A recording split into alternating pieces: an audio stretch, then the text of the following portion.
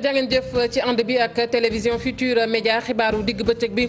ponk yi ci gën a fës procès bu Khalifa Sall maire bu Ndakaaru ñi ngi kaa wéyal tey jii tey nag avocat yi nga xamante ne kon ñoom ñooy layal Khalifa Sall ñooy janook fi mu ne nii ak àttekat ba loolee nag gannaaw ba nga xamante ne rek procureur dafa daal di taxaw nag ci Khalifa Sall ne nag nanu ko daal di daan juróom-ñaari atu kaso teg ci nag alamaan yoo xamante ne kon ëpp na juróom-benn milliard di dem ci kanam tuuti daañu jokkoo ak Aminata Mbaye Sow njiitu réew mi Macky Sall ma nga ca Kaolack ca Fatick nag la njëkkee muy nag ab nemmeeku bu muy amal ci Sine Saloum dana daal di rek kon def tegu xeer bu njëkk bu pont bu Foundiougne gannaaw bi tamit dana daal di def inauguration muy daloo boobu nga xamante ne jëm na kon ci tali bi dox ci diggante Kaolack ak Fatick foofu yi tamit daan ci jokkoo ak Aminata Goudiaby gannaaw nag ba ñu tegee loxo rek ay gaal fële ca waaxi Guinée Bissau gaal yooyu nag toll ci fukk ak ñeent tey ji kilifa yi Guinée Bissau ñu daal di jël rek dogal di laaj nag koppar ñi nga xamante ne ñoom ñooy borom gaal yooyu ñoo ne nag gaal bu ne di gaalu sénégalais yooyu dana fay ñaari million ak fukk ak maanaam ñaari junni ak juróom-benn téeméer loolee nag mooy li nga xamante ne kon moom la ñu teg maanaam loo xamante ne kon gaal bu ne war na kaa fay lu toll nag ci téeméer tamit ak juróom-ñaar ci nappkat yi ñu jàppoon mujj nañu leen a bàyyi waaye ba nëg ni nag seen i jumtukaay ma nga des kon ca loxoy kilifa yooyee màggal bu Poroxaan ñu ngi koy waajal bu baax a baax foofee nañu gis ni commerçant ya naam sax daañu jaral ci màggal gi waaye nag lu ci ëpp daañu génne koppar bu fekkente ne rek kon bëgg nañu rek seen i marchandise daal di gaaw a jeex naka noonu tente yi nga xamante ne moom la ñuy soxla foofu ñu gis ne askan wa yeewoo ca Poroxaan ñoom bant yi nga xamante ne jariñatul dara moom la ñuy jël nag di ko jaay ndax bant yooyu la ñuy def ay tente mbokk yi mooy ponk yi daan ci toftal xët yu njëkk yu yéene kay bu ngeen taaxirloo tuuti ñu faram fàccee xibaar yi.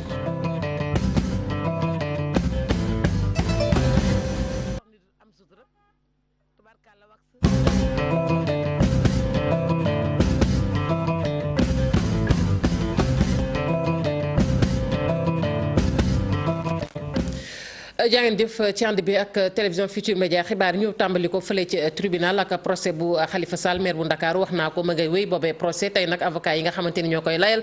kon ñoom ñoo janoo rek ak attekat bi Aminata Mbaye Sow nuyu naa la. Aminata ni ma ko waxee rek kon plaidoirie yi am na tey waaye ñi nga xamante ni ñoom ñoo far ak défense bi di avocat yi ñoom ñooy layoo tey ji janoo ak attekat bi lan lañ mën a tënk ci procès ba.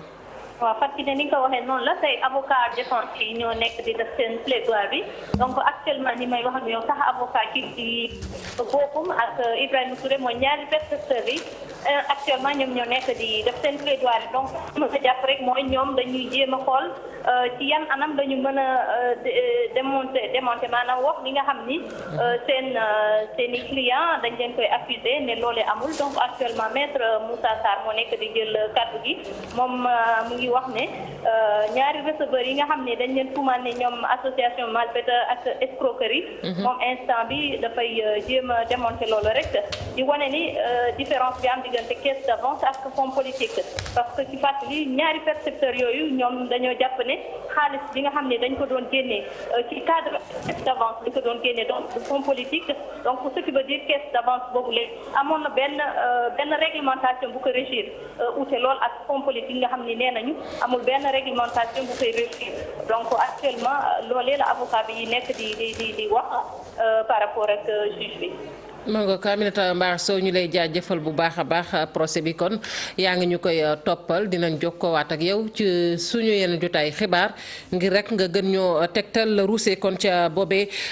procès ñu des ak jegeñaale yi nga xamante ne ay jegeñaale yu Khalifa Sall lañ ñoom nag ñu ngay wéy rek di naqarlu waaye nee nañ tey la ñu gën a joxante loxo ngir nag ñu bàyyi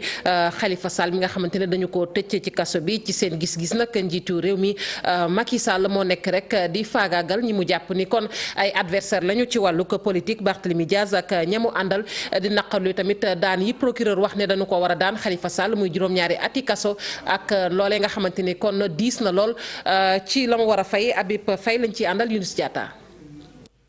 juróom-ñaari atu kaso ak juróomi milliards ci suñu koppar loolee mooy daan gi ñu nar a teg Khalifa Ababacar Sall ñoom ñu gis ne loxoog procureur gi diis na lool. ñun dañuy wax procureur malgré réquisitoire am bii mu def bu soxar bu iñaan bii contre Khalifa Sall dañu na après suñu avocat yi bu ñu defee seen réquisitoire parce que ñun am nañ confiance ci ñoom ñu ngi xaar juge Lamotte mu wax droit mooy taxawaayu agent judiciaire de l'État taxawaayu avocat yi État ak surtout taxawaayu kii di procureur de l'Alliance pour un président rusé. ñu amaloon janoon taskatu xibaar yi laataa rek ñuy delluwaat ci procès bu maire bu Ndakaaru gi ay ñoñam taxaw tëmb ne daañu boole seeni doole ngir rek jëlee fi régime gi fi nekk laataa 2019. tey jii opposition loolu war a xam ne sunu seul adversaire mooy Macky Sall looloo tax ñu war a ànd bokk ndey ak bàyyi pour que au moins même bu amee plusieurs candidats yooyu ku yóbbu nduru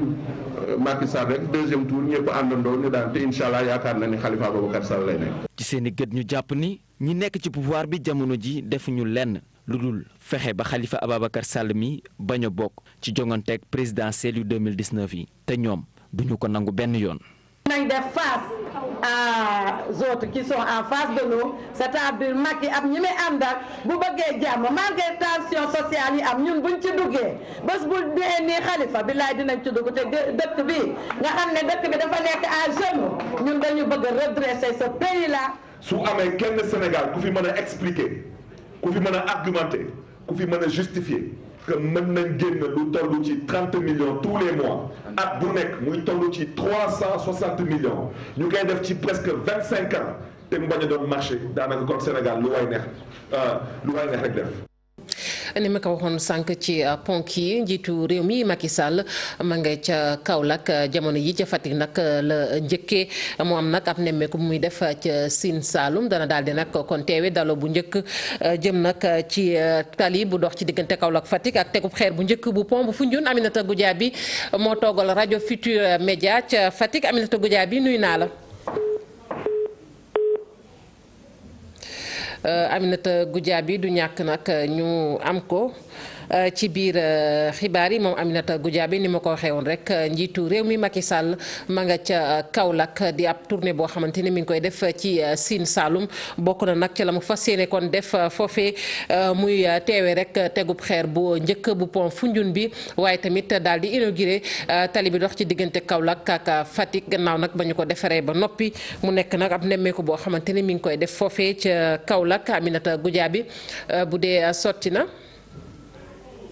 Aminata Goudiaby nuyu naa la. maa ngi lay fay Fatou. amangook Aminata Goudiaby ni ma ko waxee rek njiitu réew mi ma nga ca Kaolack ca Fatick nag la njëkkee war faa nag def ay mbir yu am solo bokk na ci wax naa ko léegi tegub xeer bu njëkk bu pont Foundiougne bi waaye tamit daal di rek kon inauguré tali bu Kaolack Fatick. Aminata Goudiaby lan la ñuy xaar ci tukkib nemmeeku boobee jëm nag ci njiitu réew mi Macky Sall. waaw ni nga ko waxee noonu la sax Fatou ndaxte léegi nii rek à peine 45 minutes la coupé ruban bi nga xam ni moom mooy inauguralu yoonu Fatick Kaolack bi nga xam ni ñu ngi ko doon defar te mu pare mois de juin ba léegi yoon woowee nag toll na ci 42 kilomètres defaraat nañ ko fi mu ne nii te liggéey bi toll woon ci 16 milliards de francs CFA lañ ci def ci koppar. moom nag fi mu ne nii cérémonie d'inauguration bi ca Kaolack lañ koy amalee. waaye laata loolu rek ñu xamle ne ab mbooloo mu takk moom moo ko teertu ci booy dugg si Fatick di jóge Kaolack mu bokk ci nag population Fatick yi ak itam ay militants wu APR président de la République bu jógee ci loolu bu inauguré yoonu Fatick Kaolack gi ba pare dana continuer dem inauguré itam Dingiraay Kër Ayib Nioro foofu itam yoon wa dafa yàqu woon ñu doon ko defaraat dana fa jaare itam ci information yu ñu jot dem ca Porokhane ziare gi ndaxte umpale woo leen ni alxamis bii di ñëw la màggalu Porokhane gi suba nag lay dellu siwaat fii ci région bu Fatick Kiné ndaxte dafa fas yéene inauguré li nga xam ne moo di yoonu Passy Sokone Kër Waly Ndiaye gi ñi ko doon defaraat itam boobu yoon boobee nag gudd na lu toll ak 25 kilomètres ak lu tegal ñu yoon wooyu itam defar nañ ko ba mu baax waaye nag li clôturé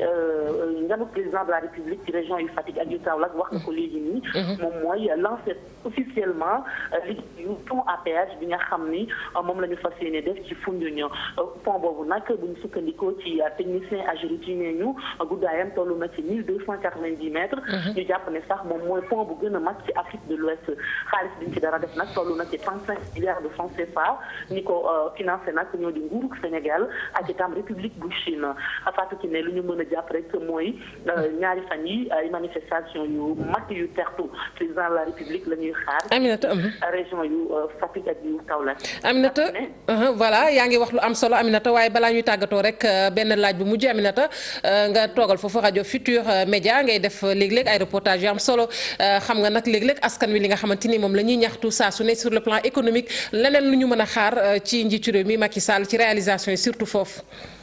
ci tënk. waaw ci réalisation yi fii commune fii rawatina ci biir département bu Foundiougne foofu am na ni ñu koy waxee ci wàllu social sax laay wax ni umpale woo leen ni fan yi yëpp ñu weesu askanu Foundiougne ci commune bu Foundiougne ak li ko wër muy suma yu ni mel ñu ngi doon joytu bu baax ndox moo xam ne ëpp na 6 mois ba léegi robinet ya kenn mënu koo naan ndaxte dafa saf ak xorom ñee ni sax dañuy jógee di dem ci beneen commune bu tudd Mbam ay kilomètres yu bëri la ñuy dox di fa wuti SDE nag diggoon nañu leen ne daañu yokk camion citerne ndaxte boobaa léegi ëpp na 6 mois ay camion citerne ñoo fay ñëw au quotidien ngir di leen jox ndox bu ñu mën a naan ñoom ñooñu nag fi mu ne nii dañu sonn neñu ci camion citerne yi dañu bëgg ay mesures yu mag a mag yu ñu jël defal leen ko foofu ngir jafe-jafe bi nga xam ne moom moo la ñu am ci wàllu ndox dañ fa ndax camion citerne yi nee ñu ñetti la mooy sëddale ndox mi ci lu toll ko juróom-benni quartier ci biir commune bu Fatick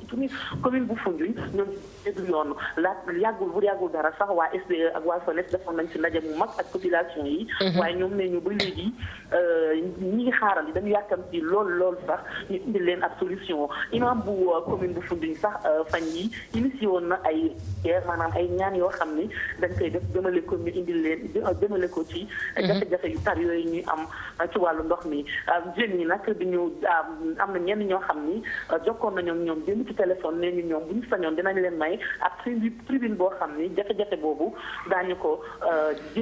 wax ki nga xam ne moom moo di président de la kilifa yi ma goog jërëjëf ndax mu indil leen ci ab saafara ndaxte metti na trop Fatou Kiné. jërëjëf Aminata Goudiaby sant nañu la gërëm la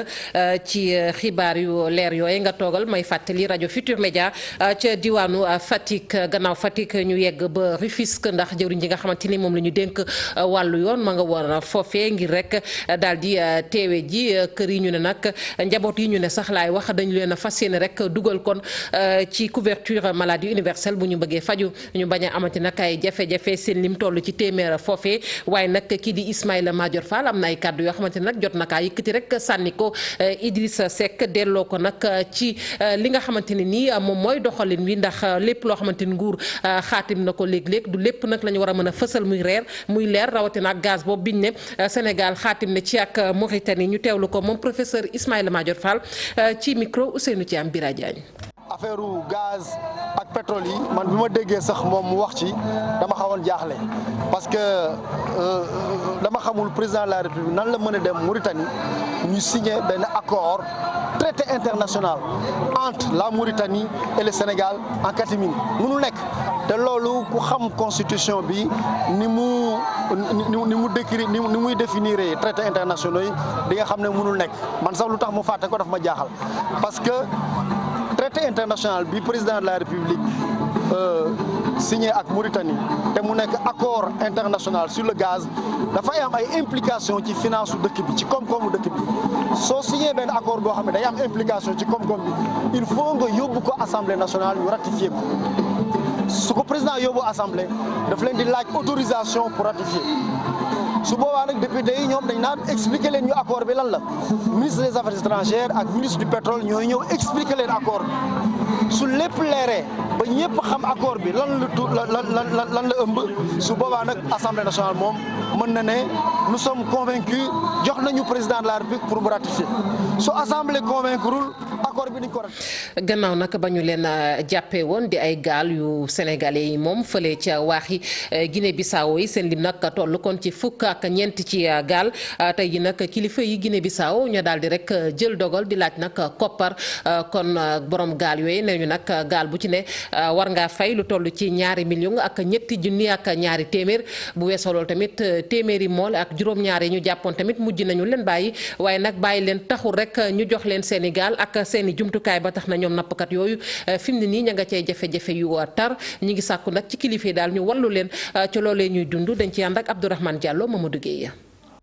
téeméer ak juróom-ñaari nappkat yi nga xam ni ñoom la ñu tegoon loxo ci Guinée Bissau bàyyi nañ leen waaye seen gaal yi nga xam ni toll na ci fukk ak ñeent ak seeni matériel ba léegi mu ngi ci loxoy kilifa Guinée Bissau yi ñoom sax gaal gu ne lu ëpp 2 millions lañ koy laajte loolu nag dafa fekk amende bi toll ci 1 million waaye tamit licence bi di 1,16 million bu ñu sukkandikoo ci nappkat yi nga xam ni fi mu ne nii ñu ngi ci Guinée Bissau ñu ngi xam le ni dëgg la sax newuñu ci kaso bi waaye ay jafe-jafe yu tar la ñuy jànkonteel ci réew José Mario Vaz ndaxte nag lu jëm ci seen wàllum lekk mën nañu wax ni du lu baax fi mu ne nii tamit deseetuñu koppar bu ñu sukkandikoo tamit ci seeni kàddu kilifa yi ambassade Sénégal bu nekk foofu ci Guinée Bissau dañ leen yéex a taxawu ndax nag lépp li nga xam ne ñu ngi koy waxtaanee ak kilifay Bissau yi lu ci bëri duñu déggante ndaxte kilifa yooyu créole la ñuy làkk te ñoom wolof la ñu dégg li ni mel sax a tax ñu bëgg jëwriñ bi yor wàllum napp gi moom it mu daal di dugal loxom ci jafe-jafe boobu téeméer ak juróom-ñaari nappkat yooyu nag ñu ngi leen teg loxo ak seeni gaal ci waaxu Guinée Bissau yi mat na léegi fukki fan ñuy xam le ni boo gisee loolu am dafa fekk rekk ni dañu jaawatle woon frontière Guinée Bissau bi ak bu Sénégal.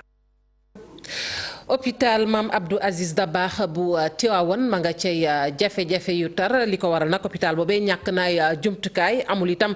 banque de sang aji tawat ga ay jafe-jafe yu tar la ñuy jànkonteel bu ñu bëggee faju moo waral sax askan wa ñoom daal di amal rek ab doxub ñaxtu di sàkku nag kon ci kilifa yi ñu xoolaat bu baax a baax yorinu hôpital boobee Cheikh Anta Diop Sey Latir. daanaka mbooloo mi ñoom ñëpp a génnoon jóge woon ci quartier yu bëri ci Tivaouane di ay ndaw ki jigéen ki góor li leen metti mooy jamono yi de hôpital Mame Abdou Aziz Sy Dabakh bu Tivaouane mi ngi ci ay jafe-jafe way feebar yi dañuy am ay jafe-jafe ci hôpital bi. jeune Tivaouane yi CCJ ànd ak collectif Tivaouane Debout ñoo jug di doxu ñaxtu mais marche pacifique ndax dañ li tax marche pacifique Tivaouane mooy dëkk boo xam ne dëkku Cheikh Seydil Hadji Malick la. ñu ne l'hôpital est malade hôpital bi nga xam ne ñii di sëtu Seydil Hadji Malick ku ci tawat fi ngay faju see hôpital bi bari na ñu fi ñàkk seen bakkan ci ay manque d'oxygène banque de sang amu fi dafa jaadu hôpitalu Tivaouane bi ñu def ko niveau 2. askan wi Tivaouane nee nañ daal li jëm nag ci wàllu lu ñuy gérer hôpital bi nañu ko càmbar bu baax a baax ndaxte du dara lu fi am. hôpital bi dafa am nag yu fi ne yoo xam ne dañoo bëgg président mu jël ci ay matukaayam mooy matériel yi ñu fi indi ñu koy jaay nañ ci wax indi matériel ñu jël hôpital bi ñu ngi fi affecté war a loger à l'extérieur de l'hôpital ñu dëkk ci biir hôpital bi yor fi juróomi frigo di fi jaay glace yooyu c'est pas normal ñu indi fi ay matériel ñu jël matériel yi di ko jaay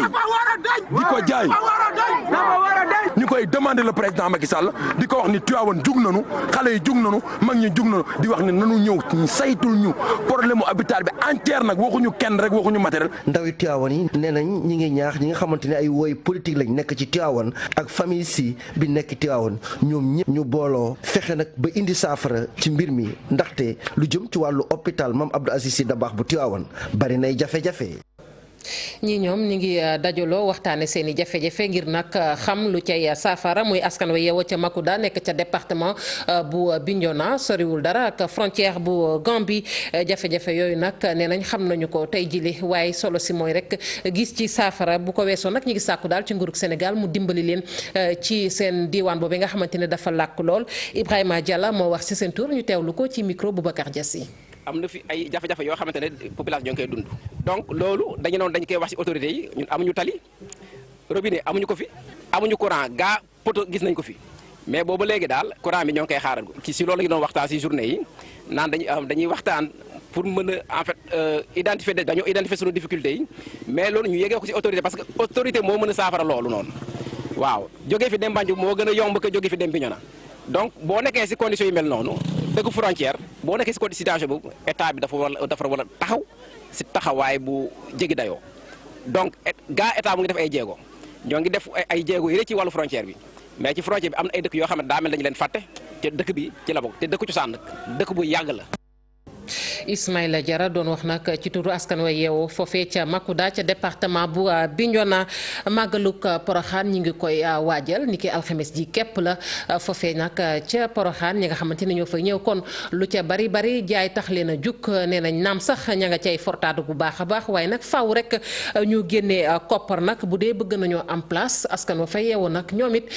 màggalu Poroxaan gi daal mën nañ jàpp ni seen i affaire da cay baaxee ndax bant yi nga xamante ni soxlaatuñu ko moom nag la ñuy jaay ndax bant yooyu sax la moom la ñuy mujj di def nag ay tente Pape Fara ñi nga jafara ba màggalu Poroxaan jamono joo xam ne tamit dañ ciy wecc maanaam jënd ak njaay li lu mel di fi dox bu baax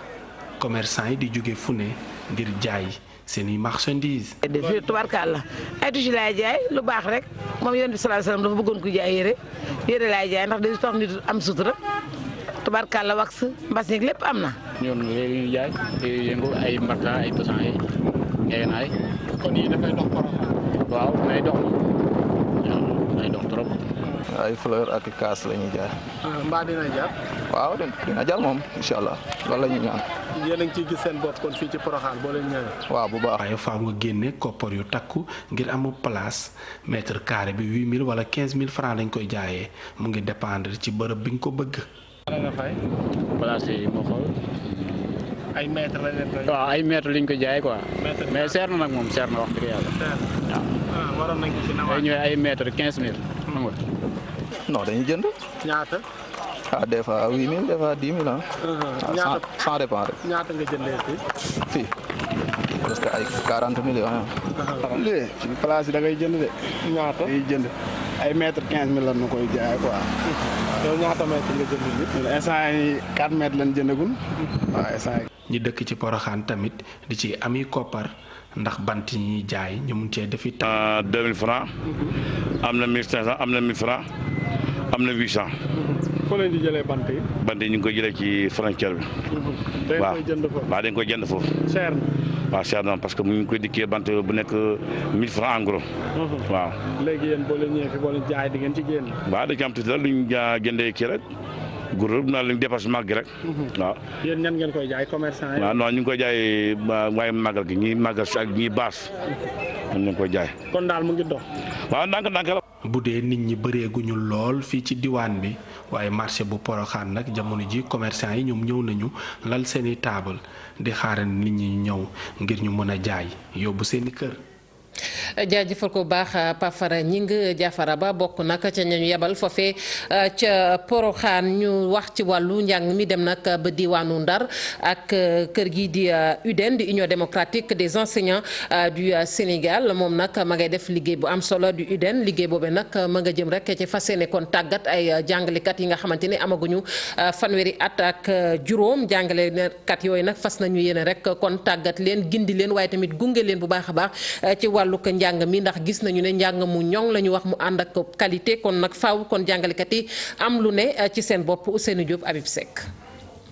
du rek ay ñaxtu waaye nag Lexa dafa war a nag di tàggat ñi nga xamante ni ñoom la njaboote loolee la waa UDEN di Union démocratique des enseignantes ak enseignants bu Sénégal xamle ñoom nag ndaje la ñu amal ci diwaan Ndar Géej ndaje boobe nag lañ doon tàggat bokk na ci jigéen ñi bokk ci seen syndicat bi te amuñu fanweer ak juróom ci at ñu ni la ñu bëgg bokk na ci ñu gën a xarañ jëm ci wàllug syndicalisme. dañu nekk syndicat boo xam ne bii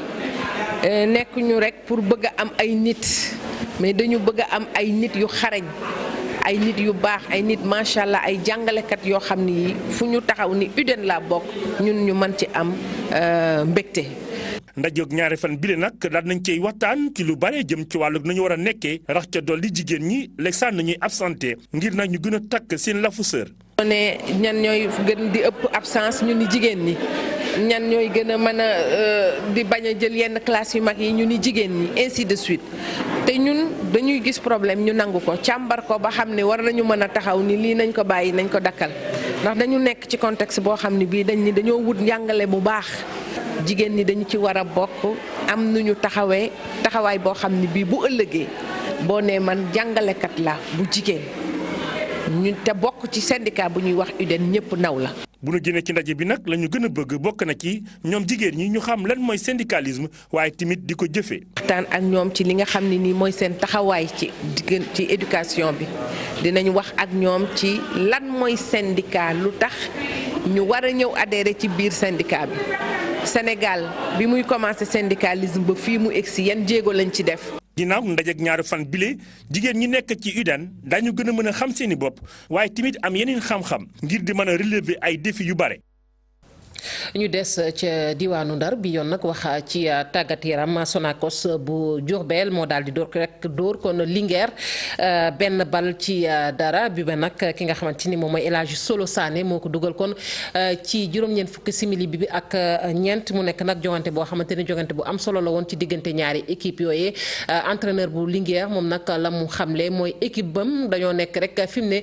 ci taxawalaat ko kon dëgëragul dëgër ba tax ñooy wax Ibrahima Gueye bu Sonacos moom di rafetlu tactique bi nga xamante ne nii ay goneem indi nañu ko ngir nag am ndam ci kaw Linguère ñu teewlu leen ci micro Ousseynou Diop. liggéey bi nekk fi au niveau de la Linguère dafa nekk liggéey boo xam ne dafa bëri ndax comme ni nga ko ci waxee da ngay def formation en même temps di compétir parce que booy yu ñu yor nii c'est des gosses xale la yoo xamante que xëy na ñàkk ñu mën football waaye boo ñëwee ci Ligue 1 bi beneen taxawaay la beneen bopp la beneen mentalité la mais bu ñu demee ba comprendre loolu yaakaar naa que ni Bawaa daanu gaañ équipe ndax bu ñu comprendre woon loolu au moins tey y a au moins 4 à 5 buts. Sur le plan tactique la Sonacos tey def na match bi nga xam moom la war a def sur le plan tactique waaye tamit delloo lépp xale yi ndaxte ñoom ñooy jàmbaar ñoom ñoo taxaw mentalement ba nga xamante ni doublé nañu effort yi ba nga xamante ni ki nga xam ne rouge nañ ko muy muy pièce bu am solo si match bi moom mu tax ba nga xamante ni xale yi doublé nañu effort ba jàppale ko ba nga xamante ni am nañ si résultat tey jii nag du ma ni waa Linguère ñoo am maladresse wala ñun ñoo baax sur le plan tactique parce que ndaxte tam football tamit lépp loo gis rek da nga koy gagné sur le plan tactique mu lu ñuy wax ay njàngat sur le plan offensif ak défensif tey samay défense baax nañ ba nga xamante ne asso yi nga xamante ni Linguère indi woon yëpp enrayé nañ ko. ma ngoog mu nekkoon xibaar yi la gën a fës ci tàggat yaram ñu ànd yër xët yu njëkk yu yéeni kaay ak Mamadou Mouhamed Ndiaye. jërë ngeen jëf am na ci réew mi ay député yoo xam ne seeni kër jaxasoo na seeni sëy tas na te député Ousmane Sonko moo ko tas honorable député Aymérou Gningue moo ko wax ubbi leen l'Observateur Aymérou Gningue président groupe parlementaire Benno Bokk Yaakaar nee na ba Ousmane Sonko taxawee ñëpp di ko dégg mu ne assemblée nationale dafa jël décision jox député bu nekk fukki million député yu ca bari seeni soxna fay nañu ci loolee ndax ba ñu déggee xibaar ba dañoo takk taxawal seeni borom kër ne leen dañu génnee xaalis ba Aymérou Gningue ne te loolee dara amu ci suñu séance plénière bu mujj bi rek dañoo taaj Ousmane Sonko nekkoon na wax ak fan la dégg fukki millions yi ñu joxi député nee nañ koy nay def jëfi kilifa tey wax lu ko leer ndax yaa war a wax yaa ñu safooru tatax Ousmane Sonko di wax lu mu xamul Aymérou Gningue ne du guleet Ousmane Sonko di kàcc yu ñu toll ndax moo fi ne woon député yi du ñu fay impôt te loolee dara amu ci li amoon ca njuum nga ca Fuuta moom la Vox Populi xëy jagleel xëtam mu njëkk week-end culturel ak politique yéenekaay bi nañu Cheikh Oumar Anne directeur général bu COUD Farba Ngom ak Youssou Ndour toj nañu Fuuta ba noppi teg Macky Sall ci yoonu koy taxafal waa 2019 honorable député Farba Ngom ak la mu wax Cheikh Oumar Anne ca xewa mi ngi ci xët mu njëkk journal bi honorable député Farba Ngom ak la mu wax Cheikh Oumar Anne ca xewa mi ngi ci journal bi mu di lii ku mu doyul dara du la doy la Sénégal nañu la bataille du Nord judd na Youssou Ndour ak Cheikh Oumar Anne ak Farba Ngom ñoo ko taxawal falaat Macky Sall 2019 ca premier tour ba moo leen tax a jóg las nañu waaye kii di Youssou Ndour demam ko ca Fuuta du ko gaaw fàtte ndax cosaani pëlëm ji ko réeroon maanaam ay origine pëlëm gisaat na ko keroog ca département bu Podor li la Sénégal tuddee la bataille du Nord Le Quotidien xëy ko tuddee bataille ci diggante Cheikh Oumar Anne ak Abdoulaye Daouda Diallo journal bi dañu keroog mooy guléet maire bu Ndioum di Cheikh Oumar Anne de dal ci kaw Abdoulaye Daouda Diallo ak di ko songo directeur général bu COUD bi di Cheikh Oumar Anne nañu Abdoulaye Daouda Diallo coordonnateur départemental bu APR ca Podor na xam ne li woon ni na majorité bi àndatuñu ak moom te gëmatuñu ko na am nag mat gu toll ne tiré conséquences yi direct info nañu Podor kay lijjanti ko du yomb ne rassemblement ba fa Cheikh Oumar Anne woote woon ci week-end bi kilifay APR yi ñu ca bari dañ ko boycotté maire bu Ndioum directeur général bu COUD di centre des œuvres universitaires bu Ndakaaru di Cheikh Oumar Anne wax na fa Abdoulaye Daouda Diallo luy tàkkate du fay xas na ko ba mu ràpp ne dàll mbooloo les éco nañu xawma kande waaye Cheikh Oumar Anne moom dootu ko gaaw a defati nuit du Nord ga mu woote woon ca Ndioum ñamu invité woon ñu ci mel ne première dame bu Sénégal di Marième Sall ministre Amadou Ba ak yeneeni ministre ak Arona Dia ñu bari ca ñoom teguñu fa seen tànk ndaje mañ fa waroon a amal dip symposium dafa mujj lajji ca Ndioum Sine Saloum am na gan bi leen Soleil national njiitu réew mi Macky Sall moo nekk ca Fatick ak ca Kaolack tey ji ci suba war na fa inauguré téeméeri kilomètres tali ak fukk mu di yoon wi dox diggante Fatick ak Kaolack suba it yéenekaay bi nee nañu dana fa lancé liggéey yi jëm ci pont péage bu Foundiougne bi Sud Quotidien nañu Macky Sall jëlati na yoon wa dugg biir réew mi mook ñi mu àndal nee nañu président tournée économique lay def waaye opposition bi ñoom nee nañu aram Macky Sall dafay campagne li njiitu réew mi di def réew mi Quotidien amu ci xel yaar Macky Sall dafay campagne door nag campagne électorale am la tribune nañu romb na foofee Macky Sall daa jug ngir toppi tànk yi Idrissa Seck borom tànk yi di Idrissa Seck journal Libération xëy na ko sulil ay mbóot ay këyit di ay document yuy wane waxtaan wu doxoon diggam ak ak Abdoulaye Wade ngir lijjanti réeroo gu amoon seen biir te mu tukkee ci wàllu xaalis coowal compte ak chèque yu ñu gas ba mu xóot suul ko ndax protocole de Rebeuss Idrissa Seck ak li mu waxoon ci benn interview ci journal Sen Afrique fukki fan ci weeru janvier atum 2010 mu ne moom benn problème rek la am muy Abdoulaye Wade journal Source A ne ñu gaañu jugal nañu ko moom Idrissa Seck ñoo ngi koy fuye ak di ko luñutu ci ay compte banque ak lu mu denc segalkat yi diw ya ca Touba ni nañu batt akum mer yëral page 6 bu l'Observateur regroupement des acteurs du secteur industriel agroalimentaire de Touba di Raziat ñoo doon amal seenub assemblée générale keroog ca Touba la ñu njëkk a ñaawlu yéenekaay bi nañu bokk na ci ministre agriculture Pape Abdoulaye Seck ak ni mu leen ñàkk a joxee ci réew mi nee nañu ñeenti leetar bind nañ ko ngir bëgg a gisee ak moom waaye ministre bi faalewu leen te ñoom huiliers yi lu am solo la ñuy def ci mbay mi di ko def ci campagne bi jëm ci njënd ak njaayum gerte gi ndax 350 000 tonnes gerte danañ ko jënd di ko segal Serigne Mbacké Lo mi yore woon seen kàddu ne ñoo ngi sàkku ci président de la république mu lijjanti ko ndax li ñu nekk bu yàqoo du ñun rek ñoo yàqule dana bari ñu ci yàqule baykat yi danañ ci yàqule campagne bi jëm ci njënd ak njaayum gerte gi mu di traite gerte gi dana ci yàqule leneen loolu it ñaawlu nañu ko ci seen assemblée générale ba Abdoulaye Bamba Sall nañu moo di contrôleur yeeg ni ñu leen di def ndax may ñu leen fu ñu yàq seenu nàkk dañu leen di alde di leen laaj xaalis Serigne Mbacké Lo ne te xaalis bu ñu leen jox duñ ko def ci keesu nguur gi waaye seen poste lañu koy def leneen lu ñu munta comprendre ñoom huiliers yi moo di ñu naan leen diw gi ñuy seggalee ci réew mi nañ koy déclarer ba noppi soog di ko jaay te soble mbay meeg suukar si ñuy defaree ci réew mi ñi koy jaay kenn du leen ne nañ ko déclarer nañu wax ci li Assane Ndiaye denceloon waa Sénégal combat Ama Baldé Papa Sow léegi ko nañu combat ba bëri nañu ko keroog samedi ci stade Léopold Sédar Senghor waaye sëll bu ndaw di Ama Baldé mayul dara le puma de face mu di Papa Sow sunu lamb nañu ci 23 secondes la Ama Baldé explosé Papa Sow ba noppi foncé wutali Modou Lo nee na pare na ngir bëre ak Modou Lo Ambroise Sarr nañu ci xët mu njëkk yéenekaay bi Ama Baldé fi mu tollu tembe mbër mënatu koo bañ ci xët mu njëkk l'Observateur Ama Baldé nañu fa pare naa ngir bëre ak Modou Lo promoteur bu ñëw seet si ma boo ma joxee avance mu jël gaañu gi mu gaañu woon ci baaraamu tànk bi moom Ama Baldé la mu waxu ko sëriñam laata muy sëgg di bëre ak sedd ba woon ci stade ba lépp sëll bu ndaw doomi Falaye Baldé gi di Ama Baldé waxtaana ne ko waa l'Observateur direct info nañu Ama Baldé daan na Papa Sow jël drapeau Matar ba waaye du Papa Sow rek moo daanu ne Salbe Ndomit def na 4 appuis. jaajëf ko bu baax Mamadou Mohamed Ndiaye yéen sant nañu leen gërëm leen rédaction bi dig na leen daje ci yeneen jotaay xibaar ñu leen di ñaanal kenn daloo jàmm te di ko sàkku ci yéen.